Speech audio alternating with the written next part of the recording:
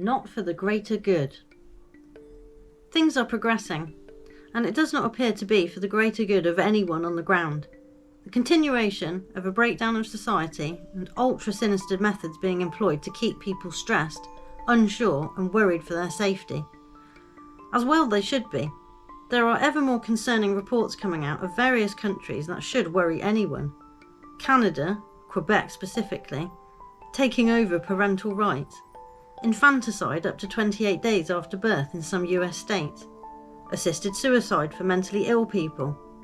You can check out my article, More Than Sinister, if you want to hear more on that type of thing. They are going for money, food, housing, health. They are systematically dismantling them and the systems around them. Being headed by global organisations looking to fulfil statistics and targets they have set themselves. And we are the pawns. For no humane reason other than they want everyone hooked up to their plan of digital monitoring and identity. Again, check out my piece Monitoring for a more in-depth view on that, but I'll brief it again shortly. They keep saying it's for your safety, but they do the complete opposite. Like someone drowning you while telling you they are trying to save you. The digital prison they are setting up for everyone isn't a conspiracy either. It's talked about in a very open and public way. IDs, health information, finances, education, friendships, experiences, all controlled, influenced and monitored once it's in place. We have been heading towards it for decades now, and it's coming to a head. The conditioning, the programming, the desensitising, all coming together under one very controlled, shared event.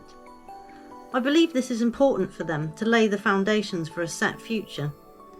The Great Divide covers that too a bit, and my speculation of what that group energy may be used for. But as a tool of manipulation and coordination, it can work wonders. People bond over the shared experience. It keeps it in living memory longer and can be more effective as a method of keeping people traumatised. Perhaps.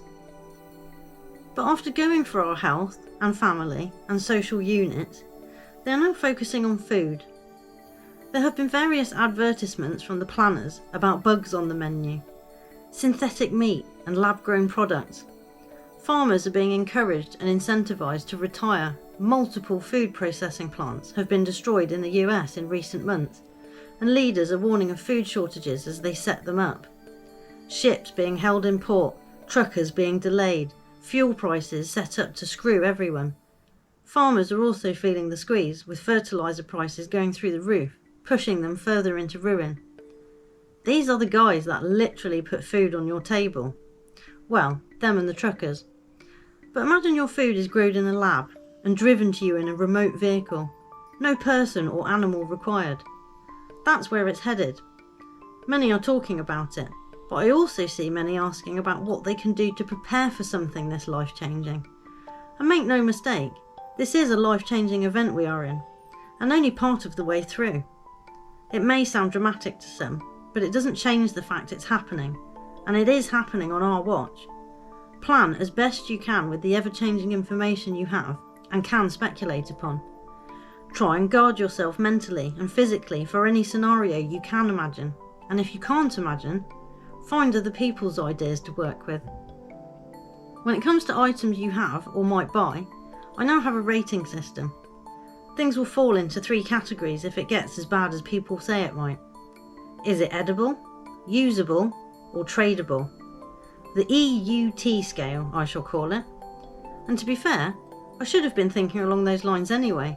The system of money, prices and inflation is a stupid system you can't help be a part of, but it doesn't mean there isn't a better way. And that's what many have recognised here recently. The old way wasn't working, so I don't want the old system back, and only slightly miss the familiarity of it. Really, it's exciting to think there could be something new and different, but not for the sake of it, and not for the benefit of only the few. People and humans are not meant to be mechanical pieces of software and hardware to be used to satisfy others' needs and strange visions. We are not compatible with their system, so they are trying everything they can do to rewrite us and integrate us with it. Like I said previously, it may sound dramatic to someone else, but if we don't steer this in the right direction, we might not be human for much longer.